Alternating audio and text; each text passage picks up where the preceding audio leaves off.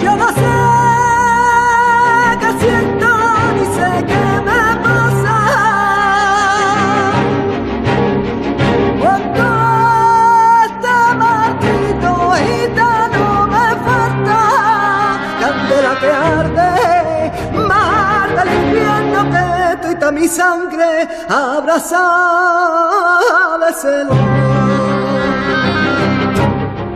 Nuestro invitado está incluido en la lista Forbes como una de las 100 personas más creativas. Es el director de orquesta español con más proyección internacional. Acaba de cumplir 1000 conciertos dirigiendo orquestas de todo el mundo: Londres, París, Zúrich, Berlín, Viena, San Francisco, Chicago, Los Ángeles, hasta Israel. Y ahora, bajo su batuta, nos acerca uno de los compositores españoles más importantes de la historia de la música, Manuel de Falla, sobre el que también recaen prejuicios. Bueno, recaen prejuicios también sobre la música clásica española, y de ello vamos a hablar. Es un placer tenerlo hoy con nosotros en Por fin no es lunes. Pablo Eres Casado, buenos días. Muy buenos días, Jaime. ¿Cómo estás? Pues muy bien, contento este domingo soleado aquí pasándolo con vosotros y con esta música que siempre pone la piel de gallina por mucho que la hayamos oído 1000 veces, pero muy bien, muy contento. Oye, ¿hablas con fluidez español, inglés, francés, italiano, portugués, catalán? Uh-huh.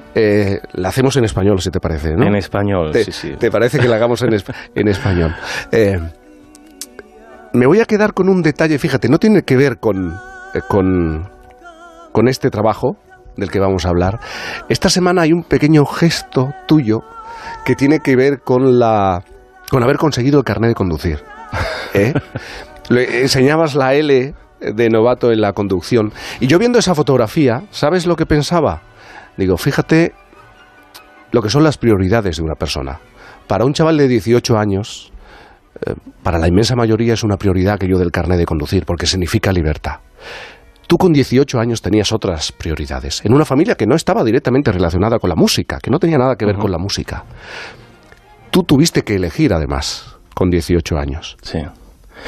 Sí, prioridades, claro, en ese momento yo creo que fue un momento clave cuando empecé, ya estaba dirigiendo, había fundado mi ensemble en Granada a fuerza de mucho trabajo, a fuerza de hacerlo todo, pues desde reclutar cantantes, diseñar carteles, colgarlos en las calles, buscar conciertos, buscar dinero para poder hacer un programa de mano para el concierto, etcétera, hacer la promoción, todo.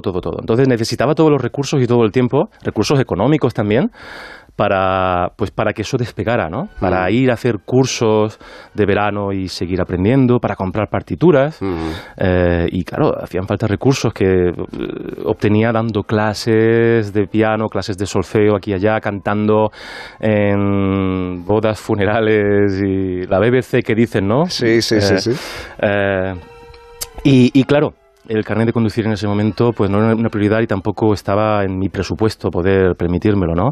Y ya a partir de ahí, pues fue pasando el tiempo y nunca encontré el momento, y sí es cierto que tampoco lo necesitaba, ¿no? Ahora, una vez que ya ha pasado todo el tiempo y que la vida está un poquito más asentada en muchos sentidos, pues sobre todo me apetecía tenerlo por esa libertad extra, por ese poder coger a mi niño un domingo y ir al parque con él, por viajar con la familia, pues ir a Euskadi o ir a Granada y sin necesidad de que nadie te lleve, y esas cosas, y bueno, pues me lo he organizado y lo he conseguido y estoy celebrando esta semana, ¿eh? Claro, por eso yo lo que pensaba eran las prioridades. Siendo tan joven, tú tenías muy claro que el dinero que entrara en tu bolsillo iba destinado a tu formación y tu preparación.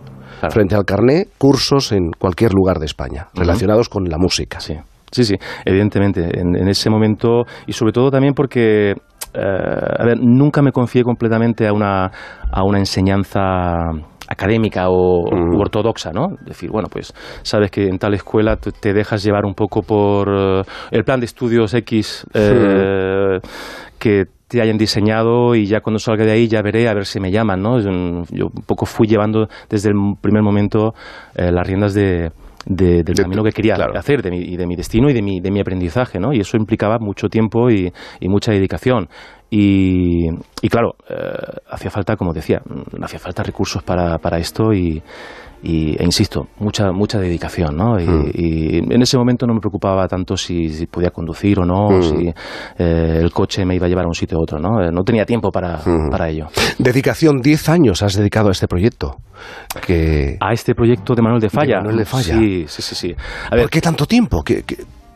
¿Ha sido una carrera de obstáculos o has requerido este tiempo?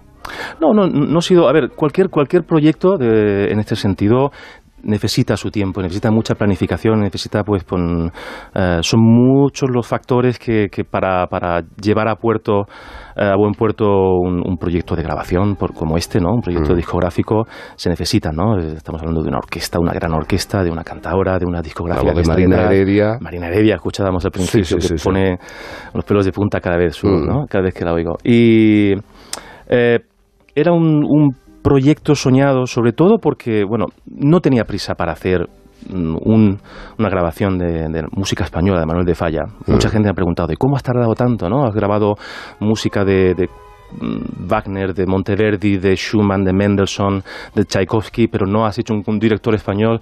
¿Cómo no has hecho antes música de Manuel de Falla? Para mí, el planteamiento o el reto no era soy director español, tengo que hacer música española, sino era precisamente lo contrario. Quiero mostrar y quiero afrontar la música de Manuel de Falla desde un punto de vista universal, moderno, radical. Manuel de Falla no escribió música folclórica ni española.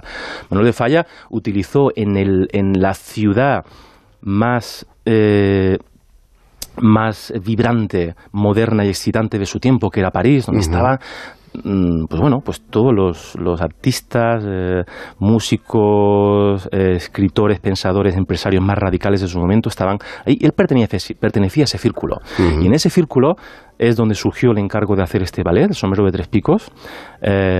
Y fue ahí donde él quería, evidentemente, romper y sorprender, y utilizó el folclore, utilizó elementos, al igual que hizo Stravinsky, al igual que hizo Debussy, utilizaban elementos primitivos del folclore que eran un vocabulario que servía para transmitir radicalidad, riesgo, modernidad una obra modernista. Una obra modernista. Y este es el ángulo que me interesa. Este es el ángulo, no es hacer música española, es hacer música radical, moderna, desde el elemento español. Y yo creo que en este disco, por eso he esperado tanto tiempo y por eso quería hacerlo con esta orquesta, por las cualidades que tiene, y quería hacerlo en un contexto en el que pudiéramos expresar esto.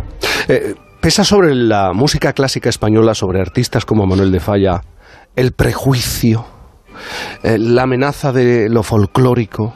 Sí. El folclore no es malo, o sea, no nos equivoquemos, ¿no? Ni la etiqueta de español no tiene nada que ver con esto. Pero sí que es cierto que siempre, y en esto sabemos mucho en España, ¿no? Siempre la etiqueta de lo español, de lo propio, de tal, siempre es un poco sospechoso, ¿no? Si es nuestro, si es de aquí, es de andar por casa, y eso nos ocurre un poco con todo, ¿no? Tener un cierto complejo de lo nuestro, y sobre esto se han escrito ríos de tinta, ¿no? Y se sigue hablando mucho.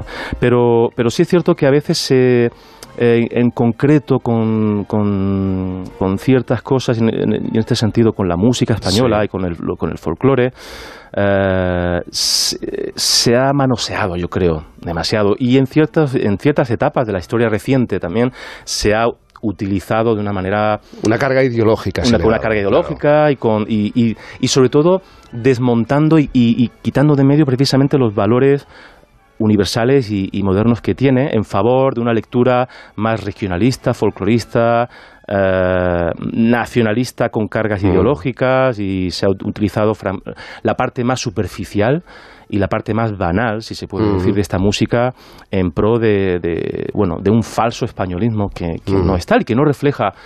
Es como cuando se quiere utilizar a alguien como Lorca, mi paisano, pues desde un punto de vista ideológico, ¿no? O desde un punto de vista, pues, digamos, anecdótico. Y no, o sea, estamos hablando de la intelectualidad más radical y más contestataria y moderna de los últimos 100 años, ¿no? Yo diría. Entonces, yo creo que tenemos que reivindicar esto, y en esta grabación mucha gente se sorprende de una lectura que no tiene que ver con estos lugares comunes que, pues yo conocía esta música, pensaba que la conocía, ¿no? O esta danza, o esta canción, y es música que está repleta de ángulos, de ácido, sí, de sarcasmo y, como digo, de radicalidad. Has elegido El sombrero de tres picos y El amor brujo, Manuel de Falla. Por cierto, ¿le hemos dado el lugar adecuado en la historia de la música de nuestro país? Hombre, yo creo es incontestable e indiscutible que Manuel de Falla es el gran compositor español de todos los tiempos. Yo siempre digo con permiso de Tomás Luis de Victoria, porque claro, ahí estamos hablando de un compositor de hace 400 años, quizá menos conocido por el gran público, pero Tomás Luis de Victoria, abulense, ha sido el compositor más grande que ha dado este país. Pero Manuel de Falla, evidentemente, todo el mundo lo reconoce como el gran compositor español,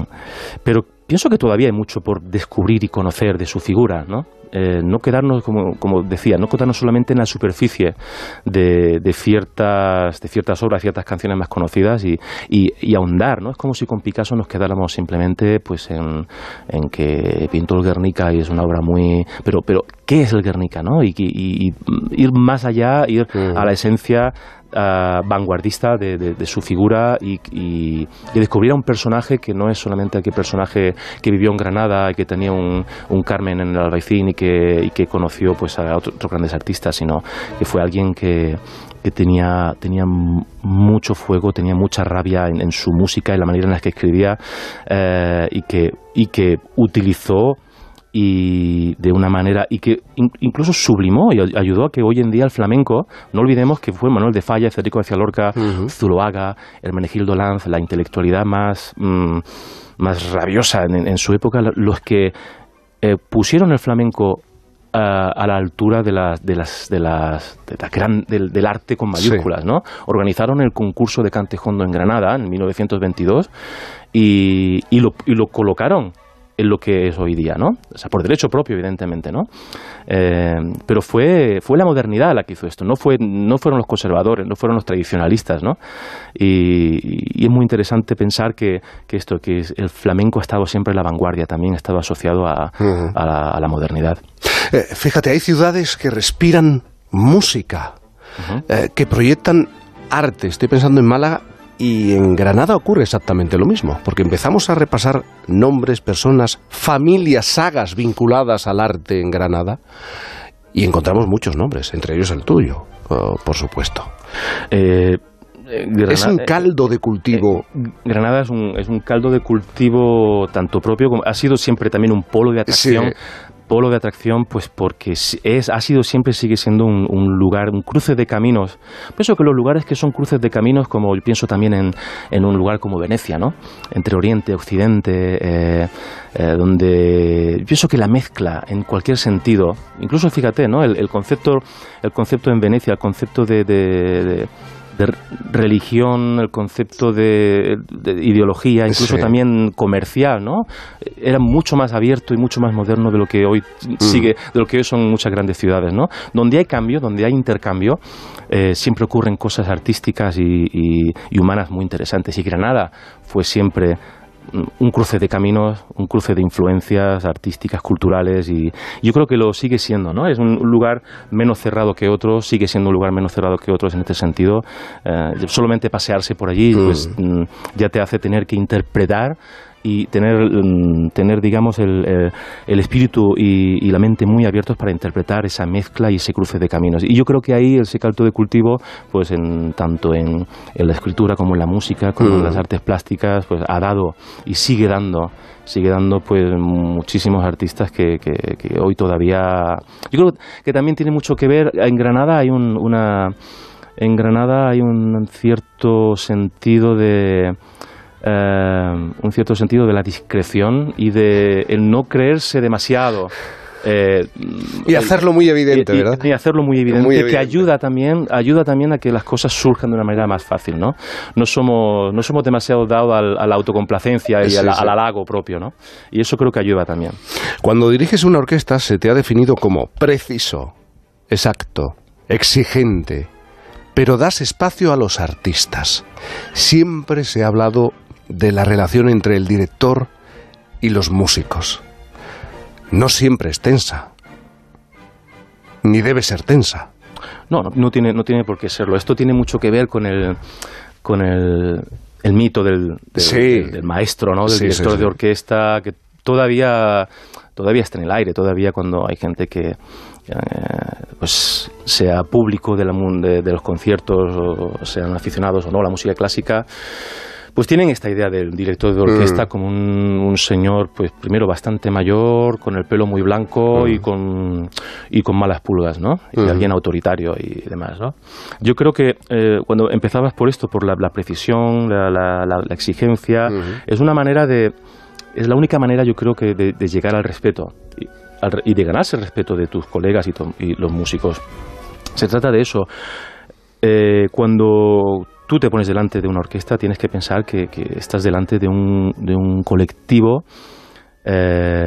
pues que se ha fraguado y forjado una reputación. Cuando hablamos de estas orquestas, ¿no? De Londres, París, Nueva York, Chicago, evidentemente la historia de estos colectivos, es apasionante e impresionante, ¿no?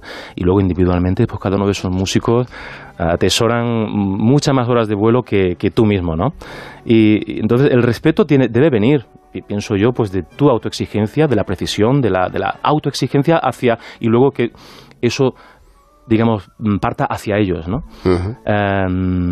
Cuando esto se da, ellos ven una manera de respeto, de que respetas la profesión, los respetas a ellos, respetas que el tiempo es oro, que estamos aquí para hacer algo de mucho nivel y que tú estás preparado para ello, ¿no? Y a partir de ahí es contar con ellos y ser uno más, evidentemente, desde la toma de decisiones, porque finalmente alguien tiene que liderar, pero tiene que ser un trabajo compartido y además, no solamente porque es, yo creo, la mejor manera de conseguir los mejores resultados, sino porque es muchísimo más bonito y muchísimo más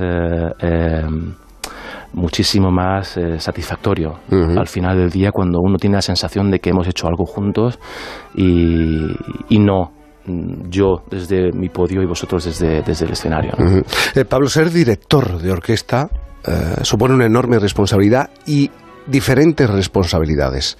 Hay una parte que no tiene que ver con subirse y ponerse ante los músicos de una orquesta, la parte burocrática, la parte de despacho, ¿esa parte te pesa?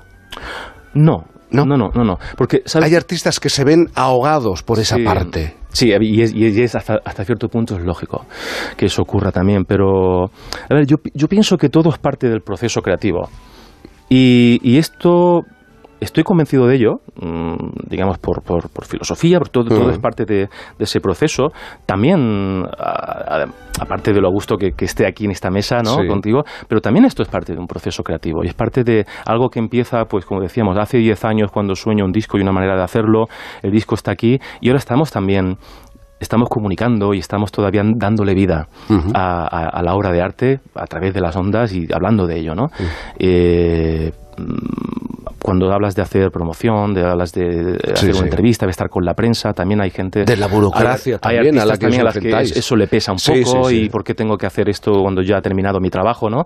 Que es el de dirigir. Y no, y esa burocracia es el ser creativo. Es el ser creativo, es el pues pensar en un proyecto, hablar con una discográfica, el organizarlo. Todo eso al final influye muchísimo en la cual se haga, ¿no? Porque son pues discutir las condiciones en las que se va a grabar, pues, el espacio. Al final uno tiene que tomar las riendas de todo eso. Y además todo eso lo he aprendido desde el principio, desde hace ya casi 25 años, cuando pues en Granada yo quería dirigir y pues ¿qué hago para hacer lo posible?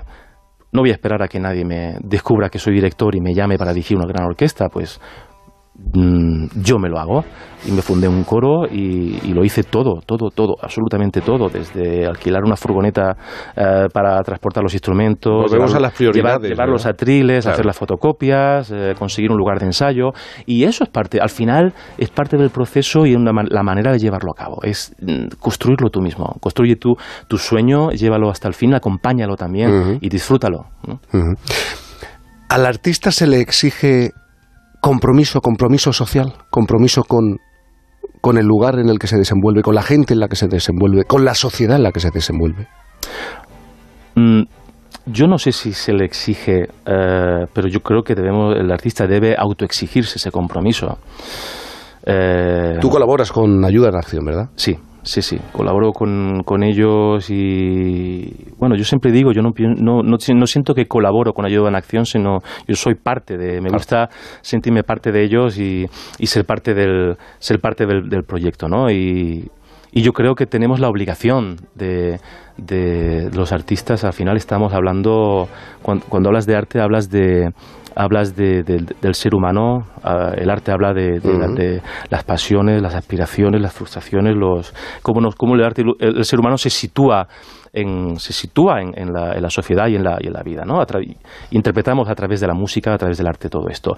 Tenemos que concienciarnos y tenemos que posicionarnos también, y sobre todo cuando tienes la suerte y la responsabilidad de ocupar un lugar, digamos, visible o prominente, pues hay que estar ahí, ¿no? Y hay que estar a la altura, y pienso que la música es un vehículo muy importante para poder hacerlo, ¿no? Uh-huh. Y para también concienciar a los demás que esto de la música no es simplemente algo decorativo y algo que entretiene, sino que es algo que tiene un mensaje muy potente y que puede tenerlo. Y ahí hay que hablar y hay que estar presente. ¿Te sientes en la necesidad? Absolutamente. Si no, como digo, nos quedaríamos solamente en la superficie y en la parte decorativa o banal.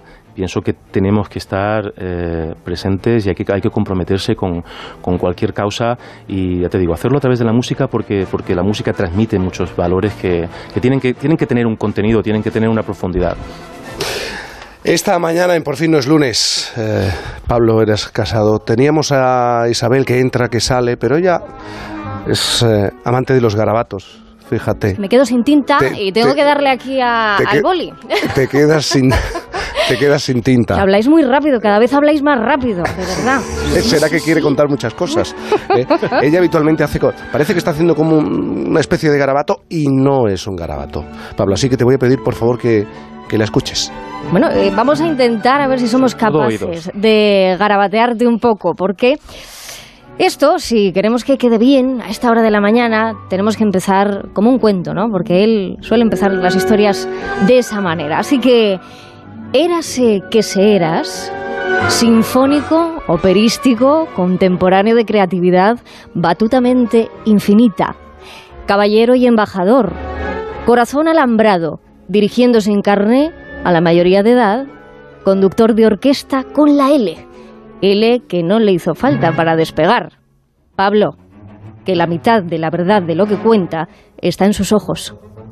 Que sí, Manuel, asiéntelo, que él nunca falla, y si lo hace es con todos tus elementos: su ángulo, escuadra y cartabón, corcheas, partitura, diapasón de oro, ácido, sarcasmo, amor, brujo, alquimia la suya en cada nota. 25 años para quitarse el sombrero, un sombrero de 3 picos, preciso, exigente y el que siempre queda, el respeto.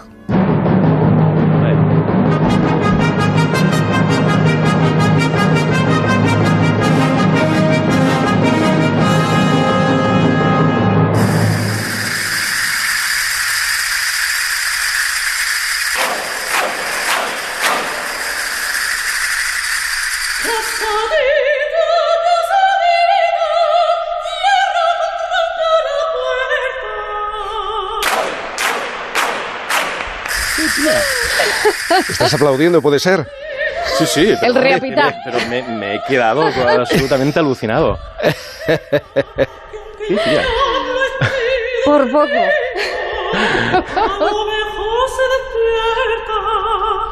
Ole, eso digo yo.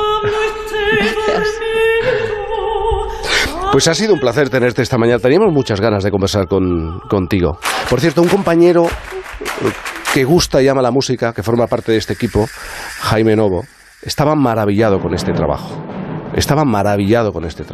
Y además me ha pedido que lo transmita de verdad, por cómo suena. Por cómo suena este trabajo. Me alegro muchísimo.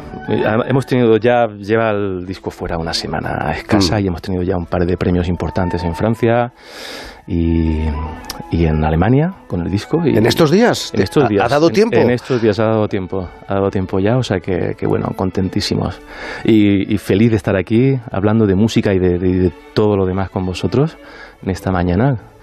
Y bueno, pues, y ahora coger el coche y disfrutar del sí, dominio. señor. Las prioridades en la vida, fíjate cómo marcan las prioridades. Que me espera el enano, que me estará escuchando, yo creo. Y está esperando a ver cuándo termina, que me ha prometido que nos vamos a ir por ahí. Las prioridades con 18 años. Me ha encantado cuando explicas que cogías la furgoneta, que ibas a buscar partituras, tenías que comprar partituras, que te buscabas la vida para al final acabar siendo uno de los directores de orquesta más importantes de la historia de nuestro país. Pablo, muchísimas gracias por haber estado esta mañana aquí con nosotros. Muchas gracias, un placer.